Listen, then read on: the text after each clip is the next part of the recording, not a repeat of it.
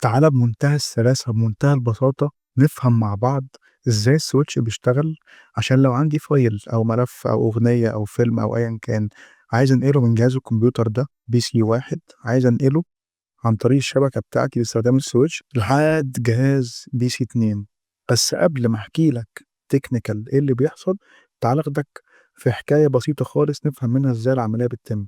أنا وأنت عارفين إن لو أنت فتحت الموبايل بتاعك وطلبت منتج أونلاين، طلبت تيشيرت، بنطلون، موبايل، أيًا كان، أنت بعتّ الرسالة بتاعتك دي للشركة علشان تشتري منهم هذا المنتج الأونلاين.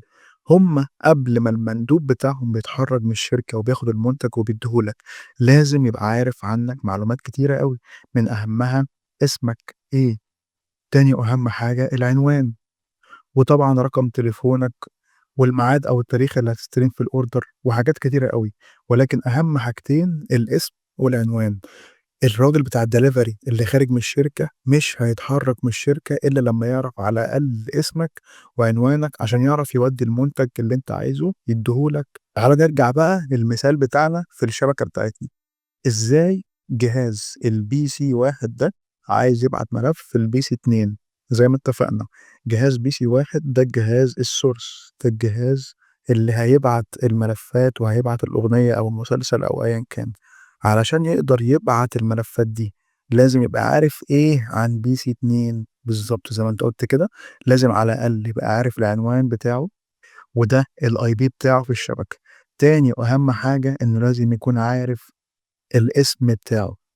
طب هل أنت قصدك الاسم اللي هو PC 2 أو PC محمد أو PC حسين؟ لأ، الاسم في الجهاز هو رقم كارت الشبكة اللي هو الMAC address بتاع جهاز PC 2. إذًا الباكت أو الdata لمّا تتحرّك من جهاز PC واحد عشان تروح لجهاز PC 2 لازم نبقى عارفين 4 معلومات مهمين جدًا، جدًا، وهُم أول حاجة الsource IP، الIP أو العنوان بتاع الجهاز اللي هيبعت اللي هو PC واحد، اللي هو الIP ده بتاع الجهاز. تاني حاجة لازم يبقى عارف برضه الsource MAC address اللي هو برضه بتاع جهاز PC واحد، وده برضه إحنا عارفينه لإن الجهاز نفسه هو اللي هيبعت، فطبيعي عارف الMAC address بتاعه وعارف الIP بتاعه.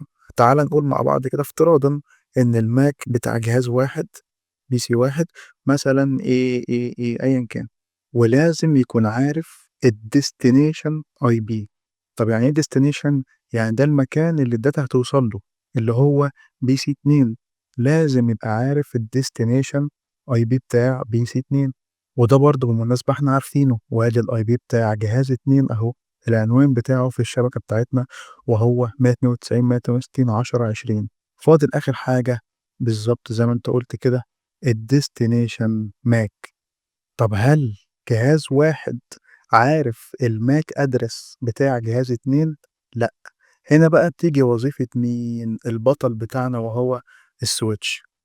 وهنا الSwitch قال لك بمنتهى البساطة أنا هاستخدم بروتوكول اسمه الARP Address Resolution Protocol، ده وظيفته طالما معايا الdestination IP بتاع جهاز 2، طالما أنا معايا الIP أو العنوان بتاع الجهاز اللي أنا عايز أوصّل له الdata أو عايز أوصّل له الفيلم أو المسلسل أو الأغنية أو الملف، هاقدر أجيب منه الMAC address. يبقى الARP بروتوكول اللي الSwitch بيستخدمه، باستخدمه ليه؟ عشان بمعلومية الIP address بتاع الdestination أقدر أجيب الMAC address بتاع الdestination. طيب إزاي؟ الموضوع ببساطة بيتم عن طريق حكاية بسيطة وسهلة جدًا، جدًا، وركّز معايا. الباكت لمّا بتخرج من PC واحد زي ما اتفقنا بيبقى فيها ال4 معلومات، ولكن بيبقى فيها 3 بس ما عدا الdestination MAC ده إحنا لسه مش عارفينه، فالdata بتوصل لحد الSwitch. الSwitch بيعرف إن في معلومة ناقصة، وإن إحنا محتاجين نوصل للMAC address بتاع PC 2، فبيعمل إيه؟ بيستخدم الARP بروتوكول وبيبعت رسالة broadcast، يعني رسالة لكل البورتات اللي موجودة في الSwitch ده، فبيبعت للبورت ده اللي متوصّل بيه PC 2، وعلى فكرة لو في برضه جهاز هنا متوصّل بيبعت له، ولو برضه في جهاز هنا متوصّل بيبعت له، ولو في جهاز هنا كمان متوصّل بيبعت له، وهكذا. إيه بقى اللي بيحصل؟ الرسالة بتاعة الARP protocol بتبقى عبارة عن إيه؟ ببساطة رسالة بيقول فيها الswitch: يا جماعة اللي معاه الIP ده اللي هو بتاع PC2 اللي هو الdestination IP، بعد إذنك ابعت لي الMAC address بتاعك بس. فهتلاقي مثلًا الجهاز ده مثلًا الIP بتاعه مختلف، فهيعمل إيه في الرسالة دي؟ مش هيرُد.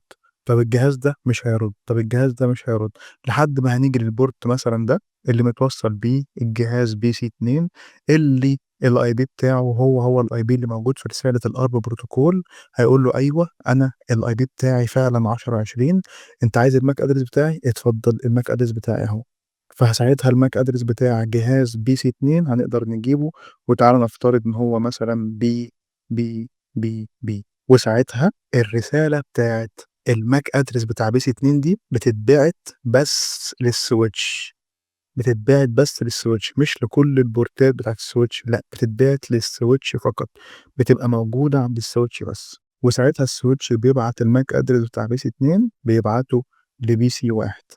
فكده PC1 معاه فعلًا ال4 معلومات اللي هم الsource IP، ومعاه الsource MAC بتوع PC1 أهو الsource MAC وده الsource IP، وكمان معاه الdestination IP بتاع PC2. وبعد استخدام الswitch للARP protocol قدرنا نجيب كمان الdestination MAC. دي كل الحكاية بمنتهى البساطة. طيب هل الswitch وظيفته بتقف لحد هنا؟ لأ، ده في كمان حاجة أحلى، إن زي ما PC1 بقى دلوقتي معاه الdestination MAC بتاع PC2 عشان لو حَب يبعت له الملف أو الفيديو ده في أول مرّة يقدر يبعت له بعد كده خلاص ما هو عرفه. في حاجة كمان أحلى اسمها الMAC address table، وده من ذكاء الswitch إنه بيعمل إيه، بيشوف كل port بعد عملية الARP بقى دي خلاص، بيشوف كل port متوصّل بيه جهاز إيه، والجهاز ده بياخد الMAC address بتاعه يحطّه عنده في الجدول. فبيقول مثلًا إن الport مثلًا G0 اللي هو مثلًا الport ده متوصّل بيه MAC address اسمه A والport مثلًا ده اللي هو G0 متوصّل بيه MAC address اسمه B والport مثلًا ده اللي هو مثلًا G0 متوصّل بيه برضه MAC address C. فبقى عند الswitch جدول كامل بكل الMAC addresses اللي موجودة في كل البورتات اللي متوصّلة بجميع الأجهزة.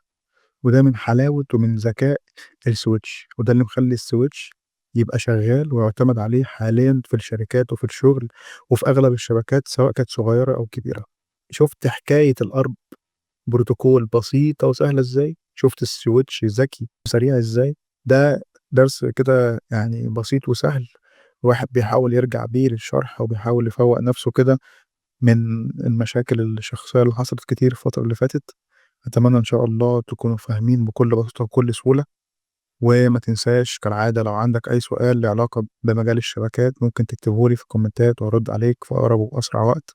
وما تنساش برضه إن في دبلومة الhelp desk، الدبلومة اللي هتأهلك من الصفر وهتتعلم معايا كل حاجة ليها علاقة بأساسيات الكمبيوتر أو أساسيات الشبكات أو كمان أساسيات cyber security وكمان أشهر المشاكل اليومية اللي هتقابلك لو أنت إن شاء الله هتشتغل كhelp desk في الشركات وفي سوق العمل برّه.